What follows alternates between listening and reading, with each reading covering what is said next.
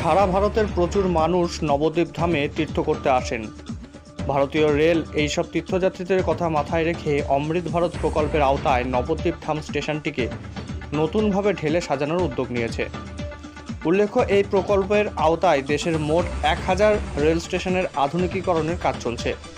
এই রাজ্যের অমৃত ভারত প্রকল্পের আওতায় রয়েছে 37টি রেল স্টেশন। তার মধ্যে পূর্ব রেল পেয়েছে 28টি রেল স্টেশন।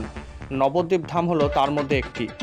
এই প্রকল্পের মাধ্যমে স্টেশনটিতে উন্নত মানের পরিষেবা, উন্নত মানের প্ল্যাটফর্ম, শেড, বসার জায়গা ও ঢোকা বেরোনোর রাস্তা তৈরি করা হবে। নবদ্বীপ ধামকে ঢেলে সাজানোর জন্য 21 কোটি 80 লক্ষ টাকা অনুমোদন করেছে ভারতীয় রেল। এই স্টেশনে মোট 1410 বর্গমিটার এলাকায় অমৃত ভারত প্রকল্পের আওতায় কাজ করা হবে। একবার এই কাজ সম্পন্ন হয়ে গেলে ভোল বদলে যাবে নবদ্বীপ ধামের। কি কাজ হবে?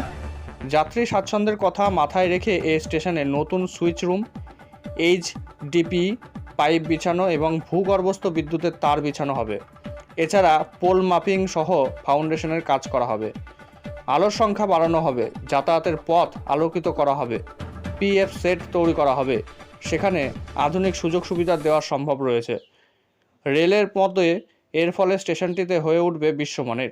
এর ফলে আগামী দিনে নবদ্বীপকে অবলম্বন করে আর্থসামাজিক উন্নতি, মানুষের রুজি রোজগারের ব্যবস্থাও বৃদ্ধি পাবে। সেই সঙ্গে পশ্চিমবঙ্গের তীর্থক্ষেত্র হিসাবে নবদ্বীপ ধামের গুরুত্ব আরও বাড়বে। দ্রুতই এই স্টেশনের আমূল পরিবর্তন হবে বলে রেলের পক্ষে জানানো হয়েছে।